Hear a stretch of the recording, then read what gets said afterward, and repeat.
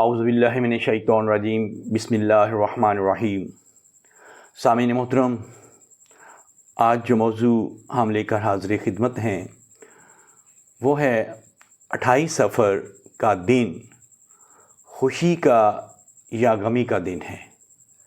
تو آئیے ہم تاریخ سے استفادہ کرتے ہیں کہ 28 صفر کو کیا ہوا۔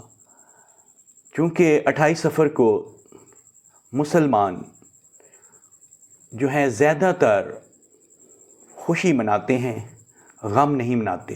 جو لوگ غم مناتے ہیں ان کے اوپر انگلیاں اٹھائی جاتی ہیں۔ تو آئیے ہم دیکھتے ہیں کہ 28 صفر کو کیا ہوا۔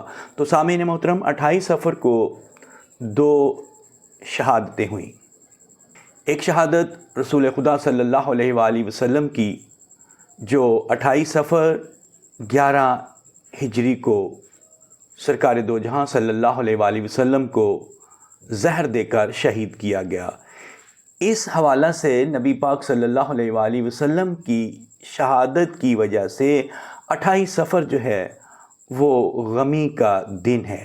تمام مسلمانوں کو غم منانا چاہیے، سوگ منانا چاہیے نبی پاک صلی اللہ علیہ وآلہ وسلم کی شہادت پر، اور ان کو اس بات کا پتہ لگانا چاہیے کہ کن لوگوں نے رسول خدا صلی اللہ علیہ وآلہ وسلم کو زہر دیا۔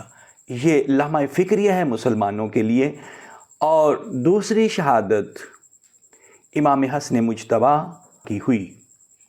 آپ 28 صفر 50 ہجری کو آپ کو بھی زہر دے کر شہید کیا گیا۔ سامعین محترم، کتنے افسوس کی بات ہے، نانا کو بھی زہر دیا گیا۔ نانا کو جنہوں نے زہر دیا وہ بھی مسلمان تھے، اور نواسے کو جنہوں نے زہر دیا وہ مسلمان ہی نہیں تھے بلکہ اپنے قریبی تھے، سرکار حضرت امام حسن مجتبیٰ کی بیوی جودہ بنت، جنہوں نے زہر دیا۔ تو اب دیکھیے گا، صرف زہر تک بات نہیں ہے۔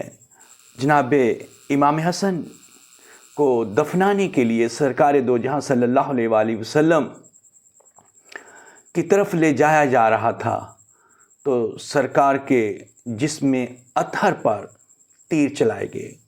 تو لمحہ فکریہ ہے نیو جنریشن کے لیے کہ صحابہ کی توہین پر بل پاس ہوا کہ جو توہین کرے اسے سزائے موت دینی چاہیے۔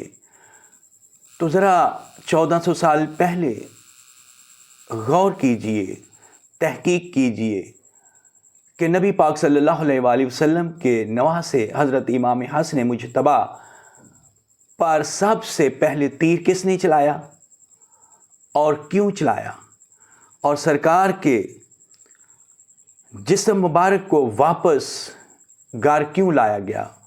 تو دیکھیے، انسان کو برا کہنے سے، صحابہ کرام کو برا کہنے سے سزائے موت ہے، تو جو نبی کی اولاد پر تیر چلائے، جو نبی کے اولاد کے امام حسن مجتبیٰ کے جنازے پر تیر چلائے اور جنازہ واپس پلٹا دے، اس پر کون سی ایلیگیشن لگتی ہے؟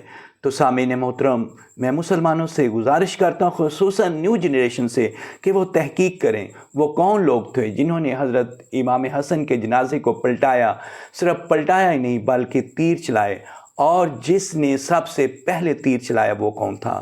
تو سامعین محترم، یہ بہت ہی لمحہ فکریہ ہے۔ اگر انسان کی سمجھ میں آ جائے کہ 28 صفر کو 2 شہادتیں ہیں تو وہ کبھی بھی خوشی نہ کرے بلکہ وہ مکمل دن غمی میں رہے اور وارث امام زمانہ کے حضور پرسہ دیتا رہے۔ تو سامعین محترم، ہم سب مسلمانوں کو چاہیے کہ اکٹھے ہو کر 28 صفر کا دن جو ہے وہ غم کے ساتھ امام زمانہ کو پرسہ دیں، اور نبی پاک صلی اللہ علیہ وآلہ وسلم کا اور امام حسن کا سوگ جو ہے وہ منائیں۔ والسلام علیکم ورحمۃ اللہ وبرکاتہ۔